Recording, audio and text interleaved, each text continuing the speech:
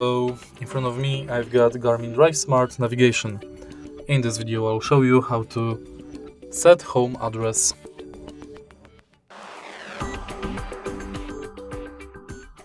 In the beginning, let's go to where to. Now enter go home, enter my address, and now select country, town,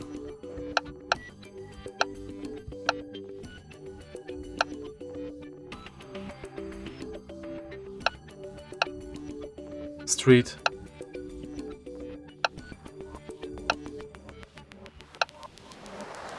and select.